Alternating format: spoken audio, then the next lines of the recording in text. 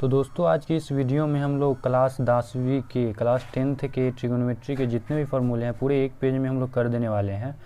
तो आप इसे शुरू से अंत तक इस वीडियो को ज़रूर देखिएगा ताकि आप लोग को समझ में आ जाए, ताकि 10वीं के जितने भी ट्रिगोनोमेट्री के क्वेश्चन हैं आप लोग ईजिली उसको सोल्व कर पाएँ। तो ट्रिगोनोमेट्री का मतलब होता है एंगल और साइड के बीच में रिलेशन। तो ये ट्रिगोनोमेट्री का मतलब राइट एंगल ट्रायंगल। तो राइट एंगल ट्रायंगल हम लोग बनाए हुए हैं, उसको ये 90 डिग्री है तो यानी कि राइट एंगल है। तो इसके अपोजिट साइड जो हाइपोटेनस है मेरा, उसको कर्ण कहते हैं हिंदी में, इसको लंब कहते हैं। जो एंगल है उसके अपोजिट उसको लंब कहते हैं और इसको हम लोग बेस कहते हैं यानी कि आधार। तो उसको हम लिखे हुए हैं हिंदी, और उसको पी से डिनोट किया जाता है, बेस को बी से डिनोट किया जाता है और हाइपोटेनस को एच से डिनोट किया जाता है। तो अब इसके हम लोग फार्मूला लिखते हैं, जितने भी 10वीं के हैं पूरा फार्मूला लिख डालते हैं इसमें एक पेज में। तो मेरा पहला फार्मूला, तो ट्रिगोनोमेट्री के हम लोग 6 रेशियो जानते हैं, 6 रेशियो। तो पहले उसको लिख लेते हैं। 6 रेशियोज होते हैं, तो पहले हम लोग 3 को समझेंगे, उसका 3 उसी 3 से बन जाएगा। तो पहला साइन थीटा। साइन थीटा क्या होता है? Perpendicular by hypotenuse. दूसरा कॉस थीटा क्या होता है? Base by hypotenuse. और तीसरा टेन थीटा। टेन थीटा क्या होता है? Perpendicular by base.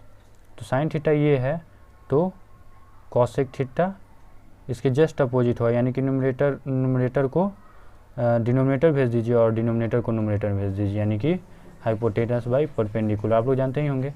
फिर sec theta is equal to hypotenuse by base, और फिर cot theta is equal to base by perpendicular. तो आप लोग ये समझ गए होंगे। फिर हम लोग अगले फार्मूला की ओर चलते हैं। तो चौथा फार्मूला हम लोगों का है sine theta into cosec theta is equal to 1। आप दोस्तों साइन थीटा यहाँ पे ये, और इसको गुना कीजिएगा तो आप ये एच कट जाएगा और पी कट जाएगा, यानी कि 1 आएगा। तो हम लोग रख के निकाल सकते हैं वैल्यू, तो 1 आएगा। इससे अगला फार्मूला भी बन सकता है sine theta is equal to 1 by cosec theta, यानी कि ये गुना में है तो अगर इस साइड ले जाएंगे तो डिवाइड हो जाएगा, तो 1 बाई इतना। फिर एक और फार्मूला बन सकता है कि cosec theta is equal to 1 by sine theta, ऐसे हम लोग लिख सकते हैं। पांचवा फार्मूला दोस्त हम लोग cos theta into sec theta is equal to 1।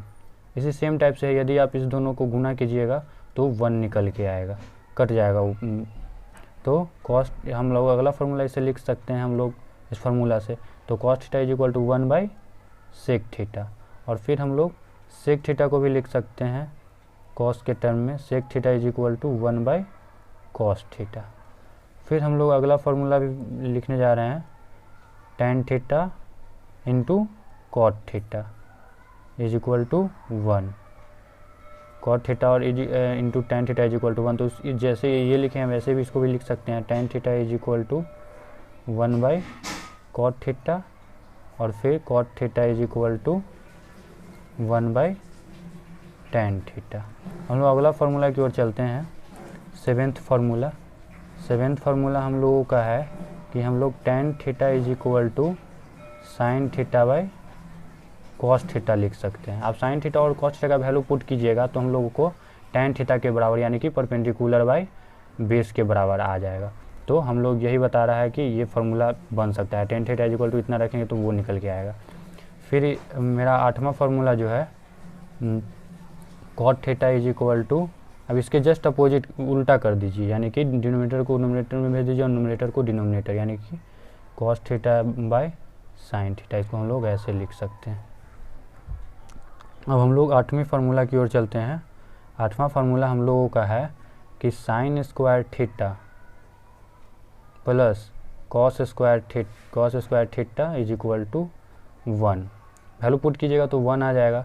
फिर एक फार्मूला इससे हम और बना सकते हैं कि sine square theta is equal to 1 minus cos square theta, और फिर cos square theta is equal to 1 minus sine square theta. तो हम लोग ऐसे लिख सकते हैं इसको, साइन स्क्वायर थीटा। फिर हम लोग अगला फार्मूला की ओर चलते हैं। 9वां फार्मूला मेरा ये है कि 1 plus tan square theta is equal to sec square theta.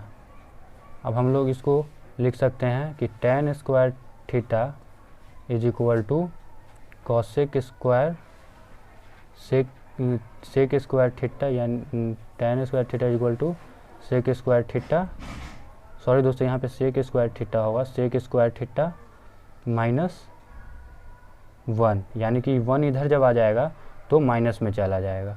और फिर एक फार्मूला और लिख सकते हैं कि sec square theta minus tan square theta is equal to 1। और फिर एक और फार्मूला ऐसे ही बन सकता है हम लोगों का कि 1 plus cot square theta is equal to cosec square theta. तो जैसे हम लोग इसको लिखे हैं वैसे ही इसको भी लिख देंगे कि cot square theta is equal to cosec square theta minus 1, और फिर cosec square theta minus cot square theta is equal to 1। तो ऐसे हम लोग लिख लेंगे इस फार्मूला को। और फिर नेक्स्ट फार्मूला, अब हम लोग ट्रिगोनोमेट्रीज 19 के रेशियो में हम लोग कैसे लिखते हैं वो देखते हैं।